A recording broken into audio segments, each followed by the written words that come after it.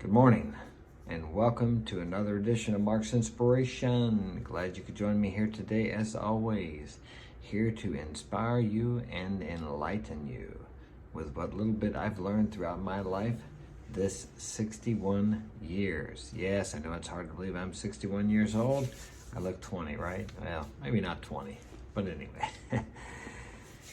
So, what are we going to talk about today? I'm going to tell you right now, but first, like and subscribe. Today's topic is going to be God speaks through many avenues. God, if you like, higher self, universal intelligence, universal mind, divinity, nature, whatever. Call it whatever name you like. But there's some part of you or something out there and something in here that's everywhere, that permeates all of life, everything. There's an energy, a source. As I said, call it what you like, but it speaks to you. But why don't people hear it? Because they're not listening. It's constantly sending you messages. But we don't listen because everybody is so busy staying busy, they can't hear anything. They're constantly being bombarded with someone else's agenda through the media, the news media, social media, anything they can have to distract themselves from themselves. So they don't hear these messages. They don't realize that something is trying to get across to them what they need to do to achieve whatever it is they desire to achieve. Now, it's important, as I've said many times, to have a written goal. If you don't have a written goal, you don't have a destination, how are you going to know if you ever get there? And if you don't have a destination, this source, this power, has nothing to guide you to. So whatever guidance you're getting is just to get you through the end of the day. Everyone has a goal. Not everybody has a written goal. Less than 1% of the people have a written goal. A person's goal may be able to just get up this morning and make it through another day of work. Make it through another week of work so he can have the weekend for himself.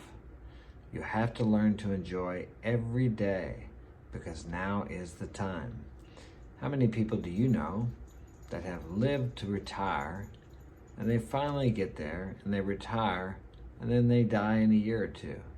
So what, they work their whole life, 20, 30, 35, 40 years, some people, just to have what, 2 years of freedom, as they would call it? Because they're miserable in their work, they're miserable at what they do, but yet inside each one of these people, there's a voice calling them to do something they love. But then that rational conscious mind that we think runs our life tells us, no, you can't do that. You can't quit your job. You got a family to support. Wait till the kids grow up and get out of the house. Wait till you get your lottery winnings. Wait till you have enough money. It's always something. Wait. Don't do it now. Don't do it now. But yet this voice still keeps calling you to do something. But you don't listen to it. You stuff it away with a few beers when you get home, or a couple of joints. You get high. You do a little drugs on the weekend. You do whatever, because you don't want to hear that voice. Because you know it's what you're supposed to do, but yet you convince yourself it's impossible, it's not for you, it's only for exceptional people, and you're not like that.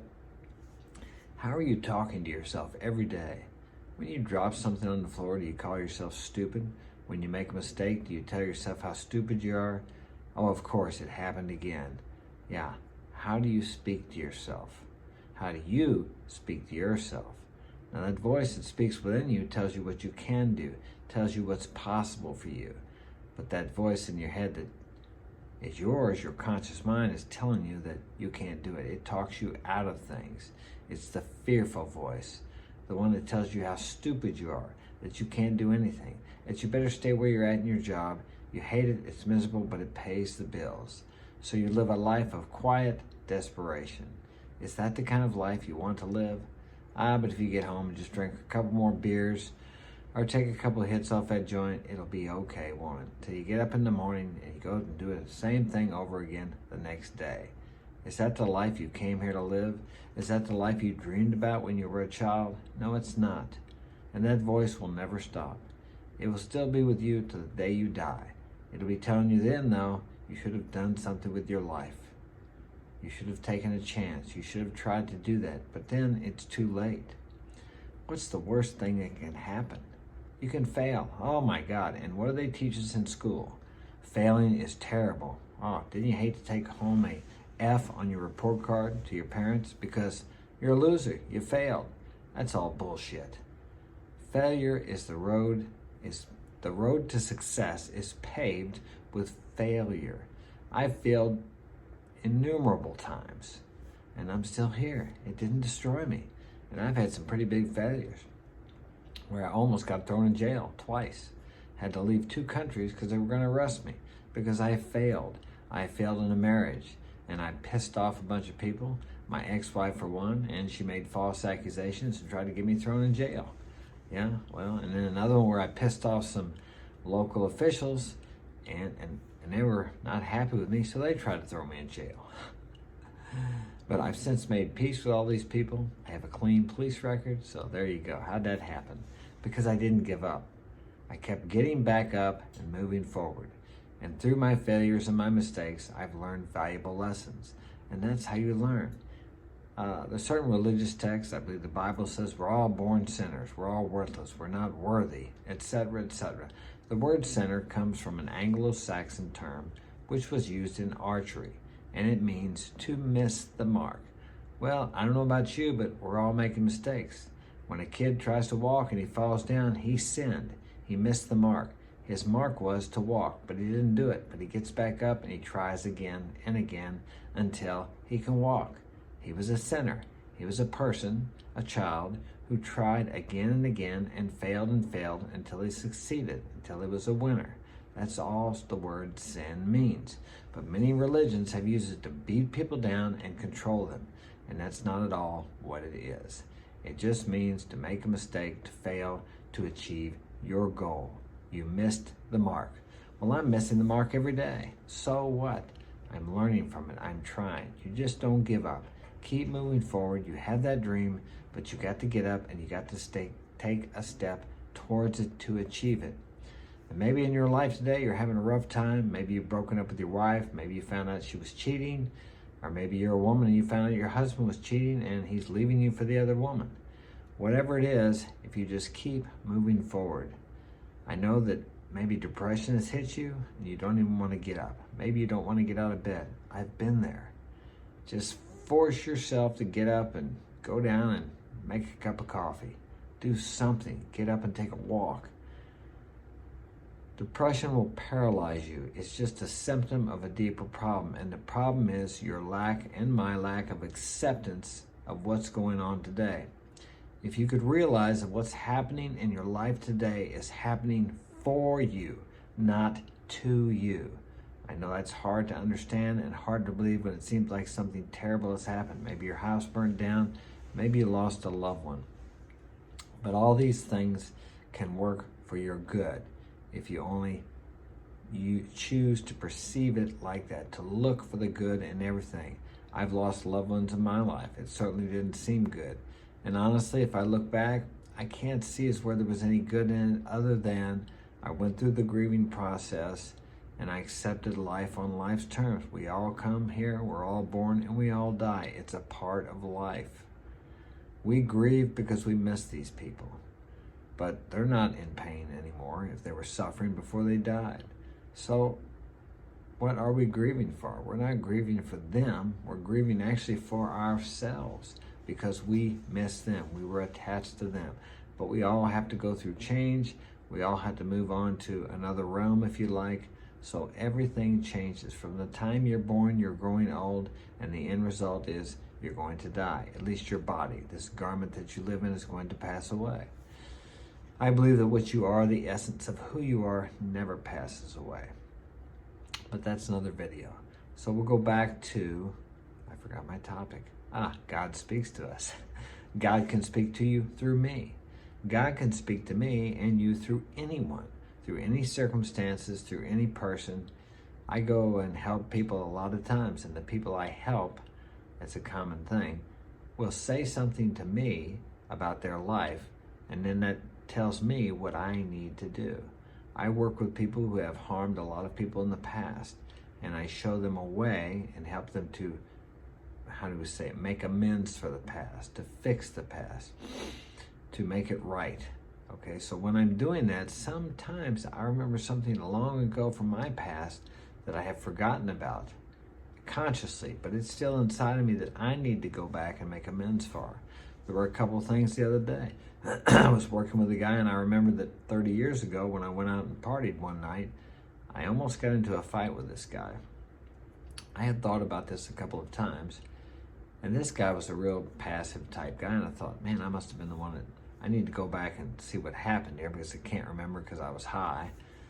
So I asked about him through the years, but I couldn't find him, and it popped into my head after working with this guy that I knew a guy on Facebook that might know him. So I sent him a message, and I found out where this guy is, so now I can go to where he is and clear away the wreckage of the past the best I can.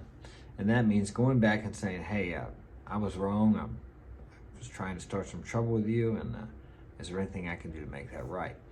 Of course, some things we can't make right, but we can offer. And it's about cleaning up our side of the street, because these things are in us that we feel badly about, mistakes we've made. And when we go back to try to make those right, it helps us. If they tell you to get screwed or get the hell away from me, it doesn't matter. You cleaned up your side of the street. And that's really all you have to worry about. What you think of yourself is very important. What you think of others is very important. What others think of you doesn't really matter. It does not affect you. Well, in certain jobs and positions it may affect you, but the point I'm making, it doesn't affect you inside of you unless you allow it to. What I think about myself is my business. What I think about you is my business. What you think about me is none of my business. Remember that, very important, because we become so concerned with what others are going to think of us that we become paralyzed by that also. So don't listen to things that other people say about you unless you believe there are messages congruent with your goals. Sometimes people say bad things about you, and actually if it bothers you, then you have to take a look within yourselves and see if there isn't a glimmer of truth in that. Because if you accept yourself and you're okay with yourself, it really doesn't matter a lot what other people say about you. Think about some of the more famous people.